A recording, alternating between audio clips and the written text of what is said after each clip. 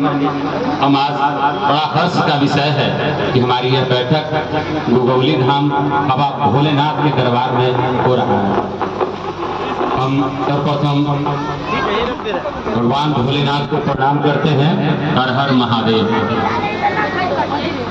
मंचासीन हमारे सभी गार्जियन, इस बैठक में उपस्थित हमारे गार्जियन, युवा साथी, आप तमाम लोगों को मैं सहृदय प्रणाम करता हूँ। पूरा वीडियो बना भेजिए, बोलता हूँ साथियों, बिहार की स्थिति क्या है यह किसी से छुपी हुई नहीं है। हम सभी लोग उन वर्तमान चीजों को देख रहे हैं जो एक राजनीतिक व्यवस्था से संचालित होती है।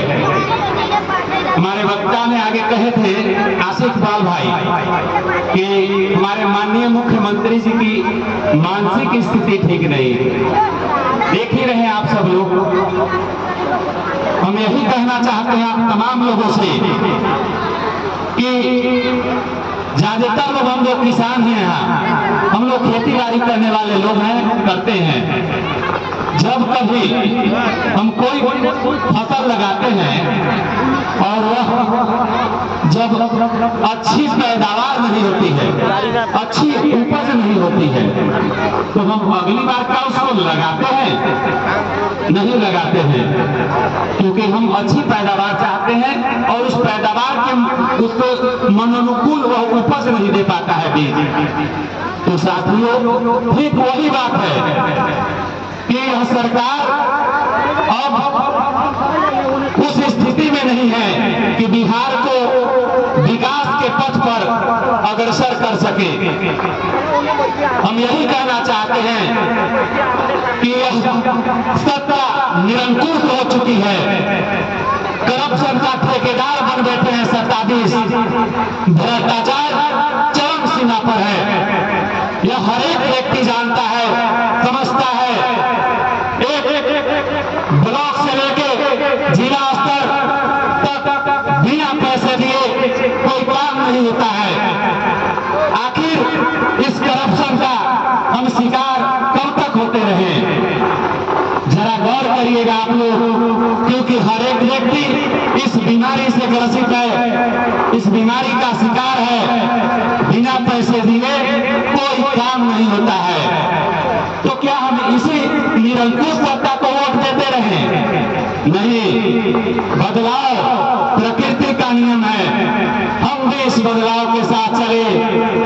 एक व्यक्ति अपने सारे सुख सुविधाओं का त्याग करके और बिहार की दुर्दशा को सुधारने के लिए अपना सब कुछ त्याग करके निकल चुका है। तो क्या हम उनके साथ भी ना चले?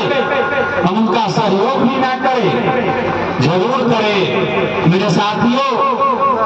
जब हम उनके साथ नहीं चलेंगे तो फिर हमारी आने वाली पीढ़ियां हमसे सवाल करेगी कि आपने क्या किया जब सत्ता निरंकुश हो चुका था, करप्शन भ्रष्टाचार चरम सीमा पर था।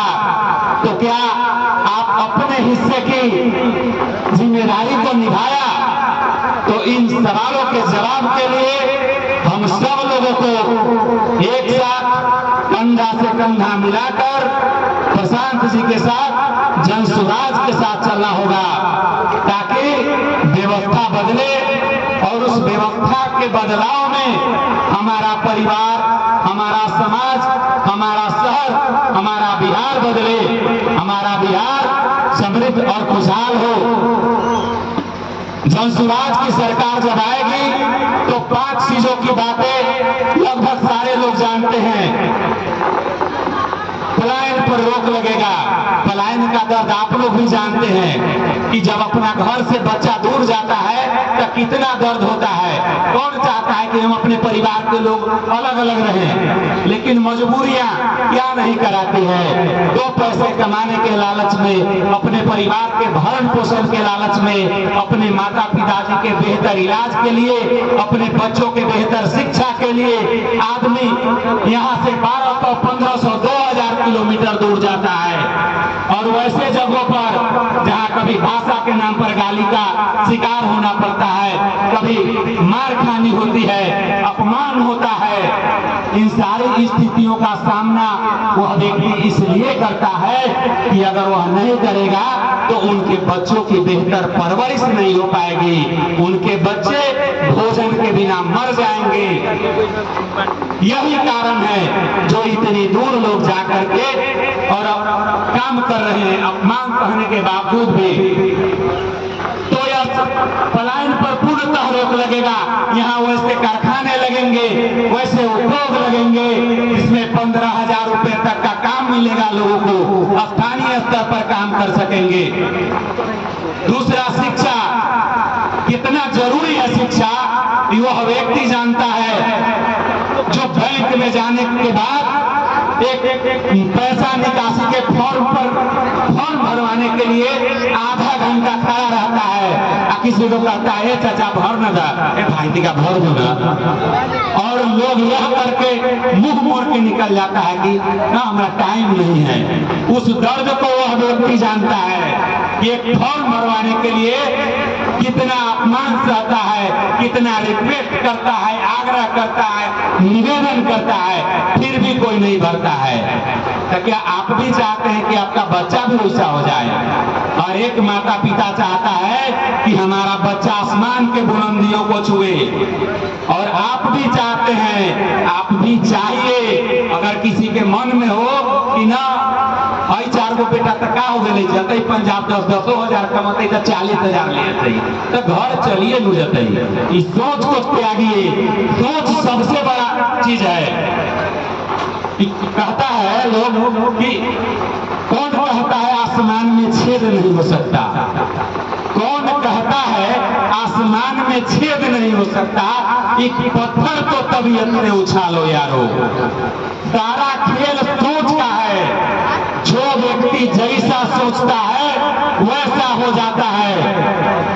यह वैज्ञानिकों ने सिद्ध किया है, ये हमने महसूस किया है, बहुत सारे लोगों ने यह महसूस किया है। जो व्यक्ति जैसा सोचता है वैसा हो जाता है। तो हम ही काहे सोचे कि हमारा बेटो मजदूरे बनेगा, हमारा बेटा राजा बनेगा। राजा बनेगा यह सोच पालिए और अपने बच्चे को बेहतर परवरिश दीजिए, बेहतर शिक्षा दीजिए। और यह सभी व्यवस्थाएं तभी लागू होगी जब जनसुराज सरकार में आएगा, जनसुराज सत्ता में आएगा। विश्वास करिए, जिन 5 चीजों का जिक्र हम लोग कर रहे हैं, सत्ता में आते ही उन 5 चीजों को धरातल पर उतारा जाएगा और एक लोगों को उससे लाभान्वित किया जाएगा। जब तक हम लोग जनसुराज का सहयोग